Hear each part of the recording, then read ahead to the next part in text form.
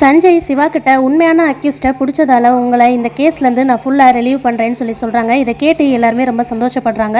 ஆனால் ஸ்னேகாவும் அவங்க அப்பாவும் கோவப்படுறாங்க. ஸ்னேகாவோட அப்பா சஞ்சய் கிட்ட ஒருவேளை சிவாவே இவங்க ரெண்டு பேரையும் ரெடி பண்ணி மாட்டிக்க சொல்லியிருந்தா என்ன பண்ணுறது, சிவா செட் பண்ண ஆளாக இருக்கலாம்லன்னு சொல்லி கேட்குறாங்க. சஞ்சய் யார் அக்யூஸ்ட் இல்லைன்னு எங்களுக்கு தெரியும், நாங்கள் யாரை ரிலீவ் பண்ணணும்னு நீங்கள் எங்களுக்கு சொல்லித்தர வேணான்னு சொல்லி ஸ்னேகாவோட அப்பாவை திட்டி விட்டுறாங்க. இதுக்கப்புறமா ஸ்னேகாவோட அப்பாவும் அந்த அக்யூஸ்ட் ரெண்டு பேரையும் போய் ஜெயிலில் பார்க்குறாங்க. ஸ்னேகா அவங்க ரெண்டு பேரையும் பார்த்து ஐடியா கொடுத்துட்டு வர்றாங்க. உனக்கு உடம்பு சரியில்லாத மாதிரி நடி, உன்னை ஹாஸ்பிட்டல் கூட்டு போவாங்க, அப்போ அந்த நேரம் பார்த்து ரெண்டு பேரும் தப்பிச்சிருங்கன்னு சொல்லி அன்னபூர்ணி சிவா கிட்ட இனிமே உனக்கு எந்த பிரச்சனையுமே இல்லைன்னு சொல்லி சொல்றாங்க. அன்னபூர்ணி ஒரு பெட்டி நிறைய நகையை திறந்து காமிச்சு, இந்த நகை எல்லாமே உனக்கு தான், இந்த நகையெல்லாம் எடுத்துட்டு போயிட்டு நீ ஹாஸ்பிட்டல் கட்டு சிவா, உனக்கான ஒரு அடையாளத்தை உருவாக்குன்னு சொல்லி சொல்றாங்க. இதெல்லாம் பார்த்து மகா வந்து நல்லவங்க மாதிரி நடிக்கிறாங்க. போலீஸ் கிட்ட வந்து அந்த அக்யூஸ் ரெண்டு பேரும் தப்பிச்சிடுறாங்க. தப்பிச்சதுக்கு அப்புறமா ஸ்னேகாக்கு ஃபோன் பண்ணி நாங்கள் வந்து தப்பிச்சிட்டோம்னு சொல்லி சொல்றாங்க.